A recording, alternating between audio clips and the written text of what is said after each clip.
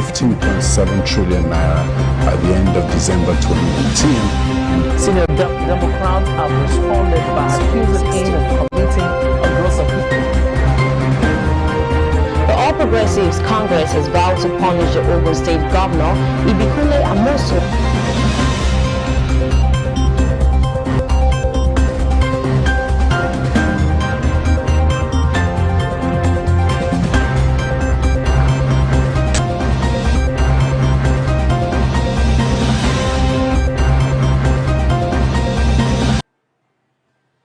Welcome to News Desk on Celebration TV. I am Comfort James, and it is many thanks for joining us.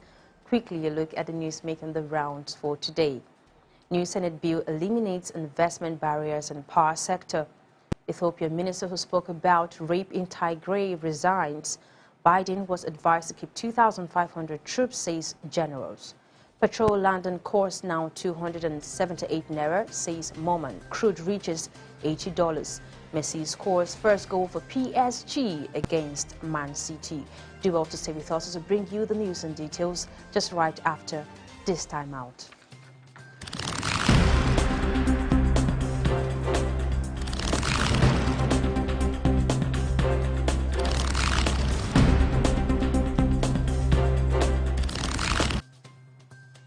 Welcome back, and now the news in full. New Senate bill eliminates investment barriers in power sector. A new Senate bill meant to eliminate the current barriers hindering private sector investment in power value chain passed second reading on the floor of the Red Chamber. It was titled Electricity Bill 2021. The sponsor, Senator Gabriel Suswan, says that when passed, the proposed legislation will attract the funds needed to address the current funding gaps confronting the industry since the privatization of the power sector. He says that all the constraints had received various interventions by the executive and legislative arms of the government over the years. The challenges have continued to threaten the viability of successor companies, including their financial capacity to invest in network improvement to guarantee reliable power supply as envisaged in their respective performance agreement. The senator said that the Electricity Power Sector Reform Act 2005 was fraught with gaps and shortcomings that made it unsustainable to adequately regulate activities of market operators and participants in the post-privatized phase of the industry. He also stressed the need to consolidate all legislations in the power sector into one electric statute in order to align regulatory responsibilities and ensure clarity of statutory roles for ease of compliance with regulatory requirements by operators. Suswan says the bill had taken care of all issues that require policy, regulation, and statutory guidance in the Nigerian power sector. The Electricity Bill 2021, after scaling second reading, was referred by the Senate President Ahmad Lawan to the Committee on Power for further work. And now moving forward, we saved 1 million jobs, prevented shutdown of 150,000 SMEs, says Osibanjo. Vice President Yemi Osibanjo has revealed that through the Economic Sustainability Plan, the present regime has saved over 1 million jobs and forestalled the closure of over 150,000 small businesses hit by the COVID-19 pandemic. This is as he says that social protection schemes can break the cycle of poverty, give real access to jobs, economic opportunities, and improve human capacity. Osibanjo says this in Abuja while speaking virtually during a United Nations high-level forum on jobs and social protection. Senior Special Assistant to the Vice President on Media and Publicity, Laolo Akande, disclosed this in a statement titled Why Social Protection Schemes Are Crucial by Osibanjo at UN High-Level Forum on Jobs.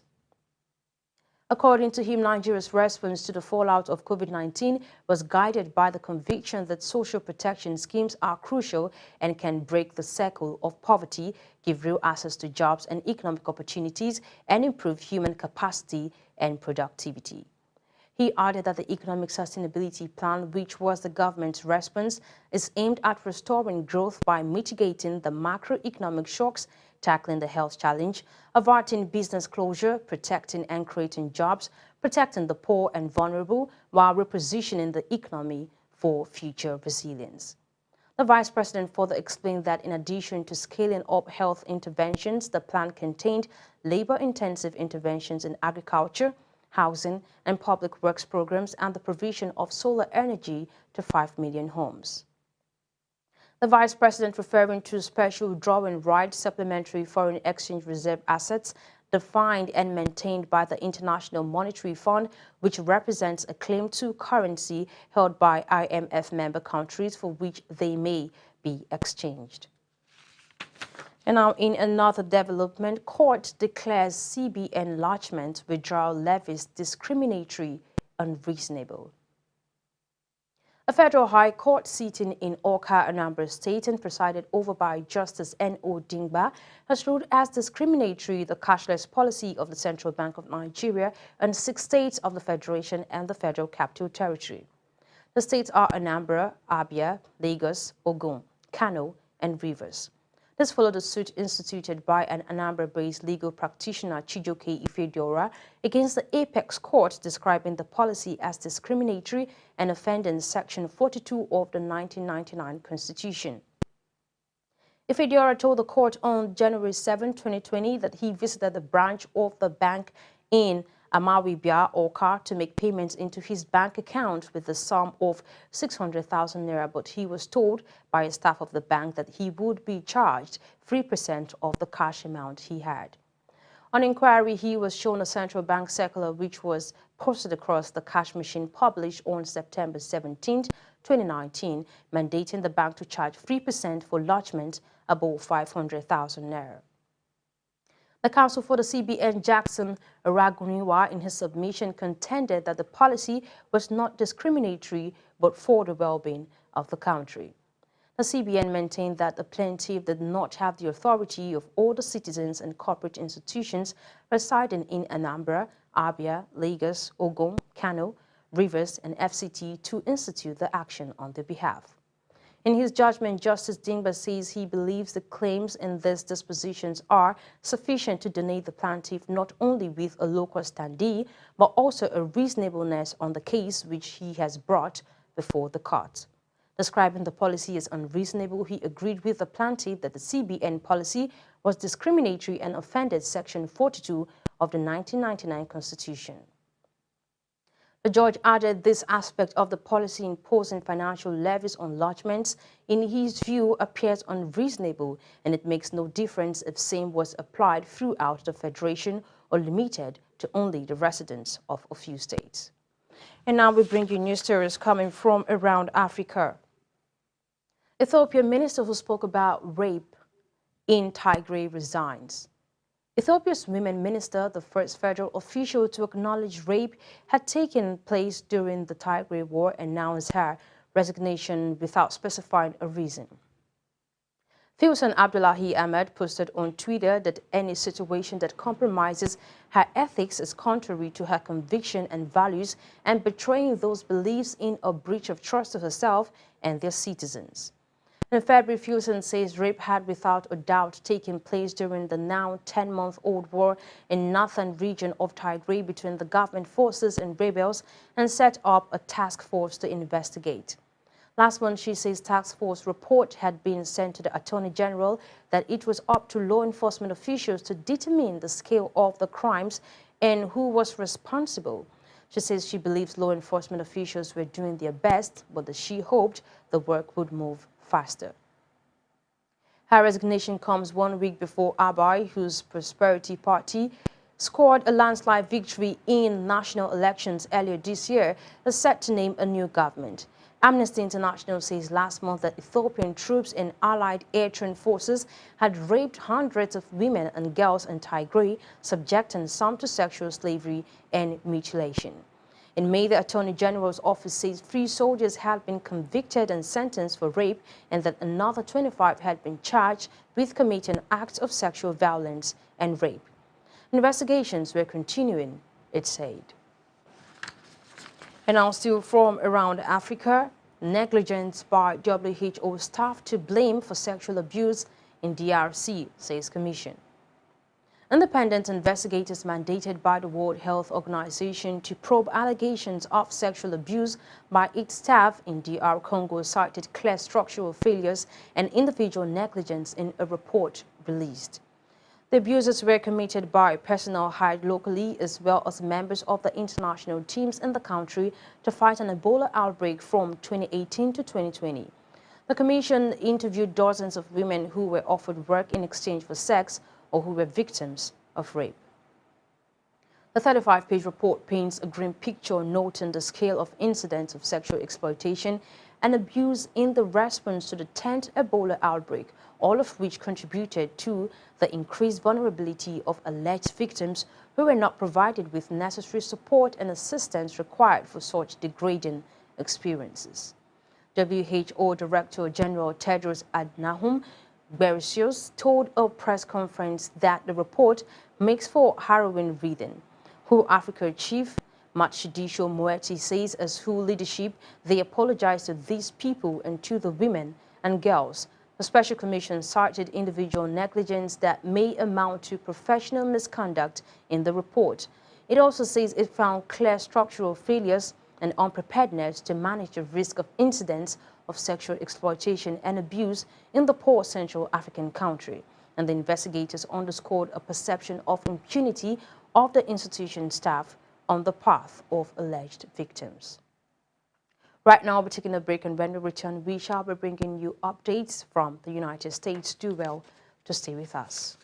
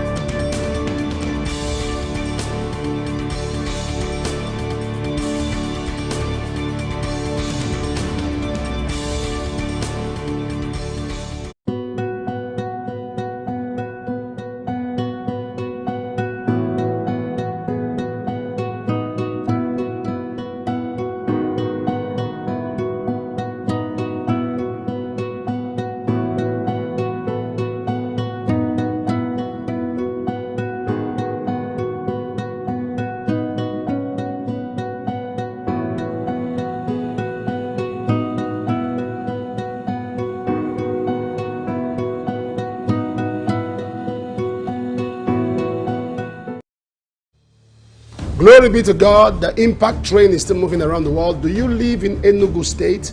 Do you live in Anambra State? Do you live in Imo State? Do you live in Ebonyi State? I'm coming to Abia. I'll be in Umuahia for Impact 2021. Are you believing God for a touch in your life? Are you sick and tired of being sick and tired? You have tried the rest. Why not try the best? Jesus makes the difference. I see your village. I'm hearing something like Uli. Je vois ton village, j'entends non? Uli. Yes, sir. I speak with a man. It's like your husband. His name is Aloma. Son nom c'est Aloma. Say they shall confess. They shall confess. I saw two people holding a book. And in that book that I'm seeing in the realm of the spirit, I saw an appointment that should favor you. But one of them is saying they should cancel it. Do you know Bata? Yes, sir. I know Bata. There's a man I'm seeing there, and that man has been looking for how to help you, but they keep blocking you. But God said to tell you, by the power of the Holy Ghost, you shall be helped. If you're in a wheelchair, rise up from the wheelchair. Raise your walking aid. Raise it. Soulève ça. Run. Go. Look at another one here. Regarde, un marche. Hey, come here. Un marche. Miracles. Le miracle. Deux béquilles In the là-bas. name of Jesus. Au nom de So many Jésus. miracles. Let her walk. Let her walk. Papa, this woman has been using this walking aid for 3 years. She said without this flame, she could not stand and she could not walk. As she released the healing power, she dropped the flame and started walking. Give God a shout. I'm coming to Umuahia because of you. Date 5th and 6th October 2021. happening at the International Conference Center, Ogurube Layout beside CBN, Umuahia, Abia State, Nigeria. The time is 9 a.m. and 4 p.m. GMT +1. For inquiries, please call.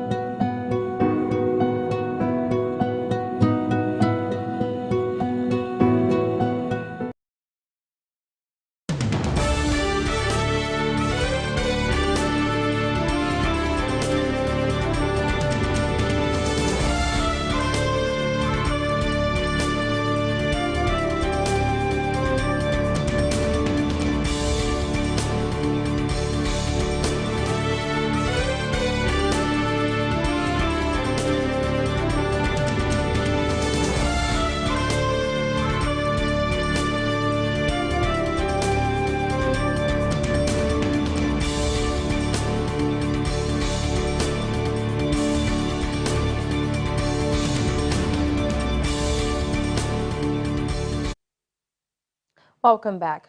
Still on News Desk, Biden was advised to keep 2,500 troops, says generals. Two top U.S. generals says they recommended keeping a force of 2,500 troops in Afghanistan ahead of the full U.S. withdrawal in August. Testimony by General Mark Milley and General Frank McKenzie to Congress seemed to contradict President Joe Biden, who said he did not recall any such advice. The Taliban took power in August after rapidly advancing through the country. General Milley says the U.S. had been taken rather by surprise by the speed of the Afghan government's collapse. The two U.S. generals were questioned by the Senate Armed Services Committee, along with Defense Secretary Lloyd Austin. The hearing comes weeks after a chaotic withdrawal at Kabul airport as foreign power sought to get their citizens home and thousands of desperate Afghans begged for rescue. A suicide attack killed 182 people during the withdrawal operation. 13 U.S. service personnel and at least 169 Afghans were killed by the airport gate on 26 August. General McKenzie, who as head of U.S. Central Command oversaw the withdrawal from Afghanistan, says on the questioning from Republican senators that he recommended keeping a small force of 2,500 troops in Afghanistan. This appears to contradict President Joe Biden's assertion that he did not recall anyone giving him such advice. General Milley says that he agreed with the recommendation, but when asked by Alaska Republican Dan Sullivan whether Mr. Biden's comments were a false statement, he refused to give a direct answer. Bringing you more updates, and from North Spain, toxic gas fears as lava from La Palma volcano reaches ocean. Lava from an erupting volcano on Spain's La Palma island has reached the Atlantic Ocean, raising fears of toxic gases being released and explosions. Clouds of white steam were seen rising as a red-hot current made contact with the water in the Playa Nueva area. This could trigger a chemical reaction involving chlorine, which can irritate the skin and eyes and affect breathing. Hundreds of homes have been destroyed since the Cumbre Vieja volcano in the Canary Islands erupted on 19 September. About 6,000 people have been evacuated as the lava was engulfing houses, schools, and some banana plantations. There are also fears that parts of the shoreline could now collapse, triggering explosions. 3 coastal villages were earlier locked down in anticipation of the lava making contact with the water. The Spanish authorities have declared La Palma the most northwesterly island of the archipelago of the North African coast a disaster zone, pledging financial support for all those affected by the volcanic activity. And now we bring you news stories from the world of business. Petrol London cost now 278 naira, says Mormon. Crude reaches $80. The Major Oil Marketers Association says that the landing cost of petrol has risen to 278 naira, just as the price of crude oil in the international market reached $80 shortly, with experts worrying that subsidy payments would increase. The international crude oil benchmark traded at $80.2 per barrel, its highest since October 2018, as of 12 p.m. Nigerian time on Tuesday, according to oilprice.com. Brent had fallen to $78.89 per barrel as of 7:14 p.m., while the United States West Texas Intermediate traded 0.45% lower at $75.11 per barrel. The Executive Secretary and Chief Executive Officer of Moment on a phone call said the last time they checked in September, the spot price, if they assume an exchange rate of 410 naira per dollars, or per barrel rather, would have a landing cost price of 278 naira per litre. The truth is, for as long as they continue to subsidize the price of fuel, they are borrowing money to consume. This means that they are selling short the future generations. They need to adopt mass transportation to cut the per capita consumption of fuel and also reduce their dependence on importation to reduce the stress on the naira. The Group Managing Director of Geoplex Geotech Limited, Mr. Wole Ogunsanya, says that the country failed to meet its quota due to lack of investments and poor management of assets. And still on business, Nexum votes 36 billion naira for SMEs exports businesses in 36 states. The Nigerian Export-Import Bank says it has embarked on a minimum of 1 billion naira for every state of the Federation to be disbursed to targeted export-oriented projects in the small and medium-scale enterprises sector. The bank says this fund would help crowdfunding investments and promote regional industrialization and economic development. Managing Director and Chief Executive of Nexim, Mr. Abba Bello, disclosed this in Akure, Ondo State. The bank, along its continental counterpart African Export-Import Bank, also announced that it had embarked the $10 million as project preparation fund for supporting pre-operational phase of project cycles. According to Bello, this fund will help to increase the pipeline of bankable projects towards addressing the problem of poor access to funds, particularly among SMEs. He added that the fund was expected to help states benefit from the opportunities provided by the African Continental Free Trade Agreement. He says, as they may all be aware, the AfTA, which commenced in January 2021, comes with enormous benefits, including a borderless market of about 1.2 billion people with a combined GDP of about $3.4 trillion. It therefore offers our SMEs, particularly those engaged in cross-border trade, the opportunity to increase their sales under a more liberal market condition. He added that as the nation's export development bank, Nexum was in the vanguard of promoting economic diversification towards increased job creation and foreign exchange earnings for the country. Right now, we're taking a break, and when we return, we shall be bringing you a lineup of news stories from the world of sports. Do well to stay with us.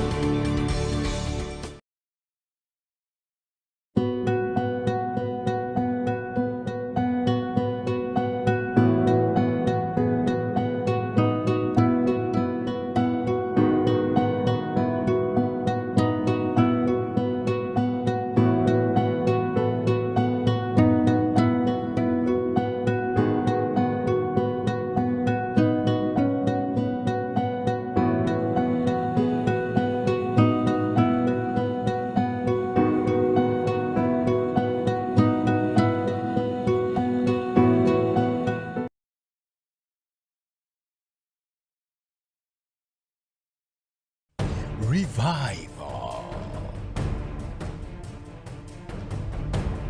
Awoken spirits. Hello, God bless you. Habakkuk chapter 3 verse 2 says, revive thy work in the midst of the earth. In Psalm 85 verse 6, he said, wilt thou not revive thy people again, that thy people may rejoice? We are in the season of revival. Revival fire is sweeping across the nations of the world. Go and check your family story. Go and check. Take it. Let a testimony come upon that brother. Sister, that's it. Favor. And I'm coming this time to University of Benin. God has told me to go out to campuses, universities around the nations of the earth with the revival fire. Are you a student of Unilag, Uniport, Unijos, UNN, any campus where you attend your studies? Be my guest in University of Benin. 2 days of impact. Your life will never remain the same again. Do you know anyone in Germany? A young guy? Yes, sir. Who is he? It's my fiance. Eh? My fiance. The Lord said I should tell you, in 2 years, 7 months, the Lord would have made you international. Amen. And the Lord will make you and your sister the extended voice of the entire family. Amen. What about school? Not going to school. Why? What level did you stop? First year. Did you write end of school exam? I wrote. You but wrote? I failed. You failed. You are carrying the destiny of 3 people. I saw in the realm of the spirits, you were 3 Yes, sir. when you were born. Yes, sir. 1 died, Yes, sir. another died. Yes, sir. Remained only you. Yes, sir. All those of you who have GPs that are low, this semester, what God will do for you shall elevate your GPA. 7th and 8th October 2021 and 3 p.m. daily. Happening at the Indoor Sports Hall, Uniben, at Edo State, Nigeria. For inquiries, please call.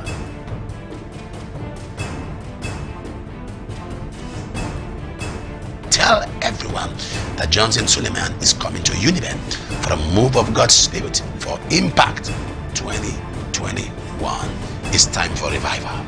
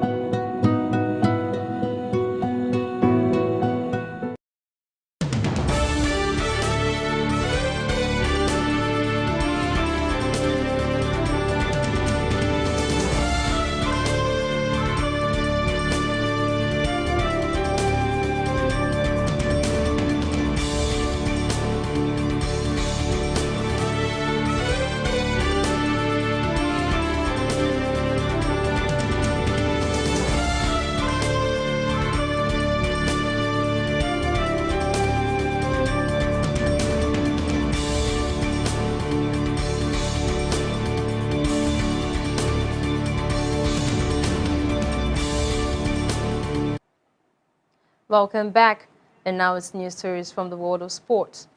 Messi scores first goal for PSG against Man City.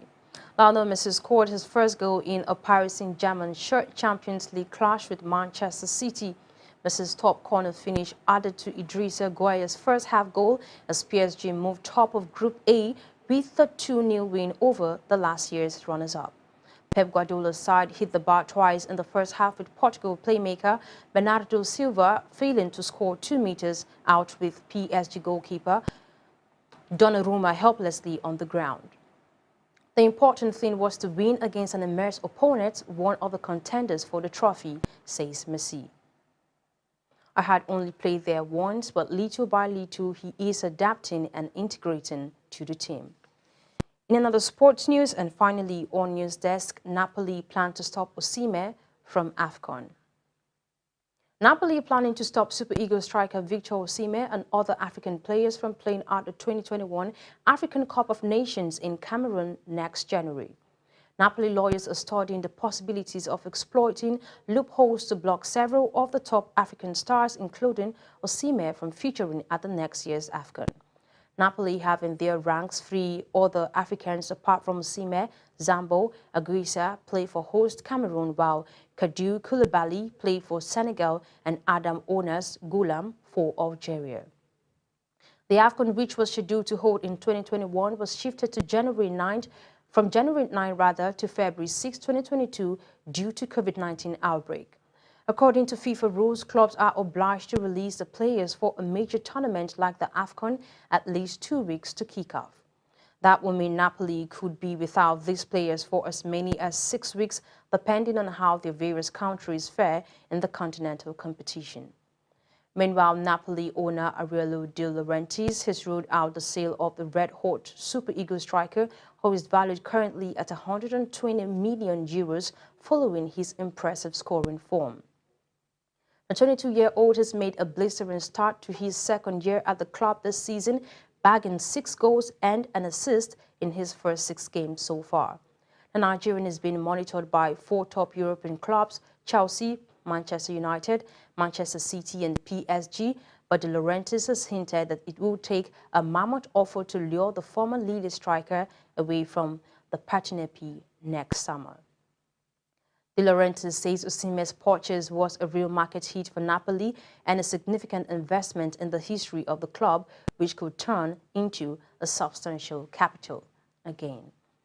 And that's the decisive news for today from News Desk on Celebration TV. But in case you missed out, here is a recap of the news making the rounds. New Senate bill eliminates investment barriers in power sector. Ethiopian minister who spoke out about rape in Tigray resigns. Biden was advised to keep 2,500 troops, says generals. Petrol landing cost now 278 naira, says Mormon. Crude reaches $80. Messi scores first goal for PSG against Man City. And now to the photo of the day. Now clearly we see an action of sowing and reaping.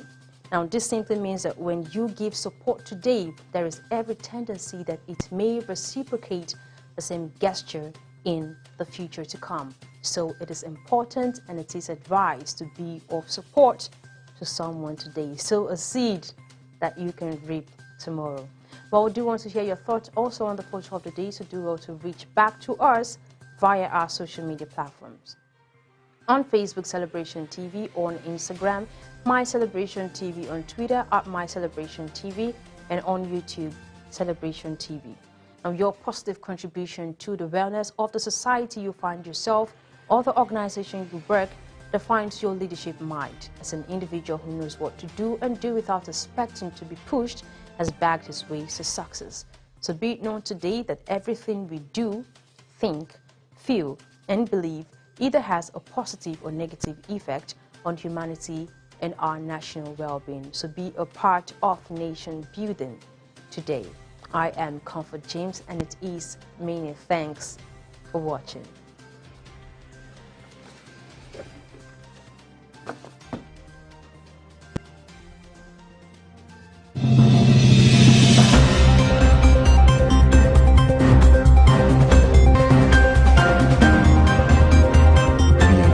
To 15.7 trillion naira at the end of December 2019. Senior Democrats have responded by accusing aim of committing a gross offense. The All Progressives Congress has vowed to punish the Ogun State Governor Ibikule Amosu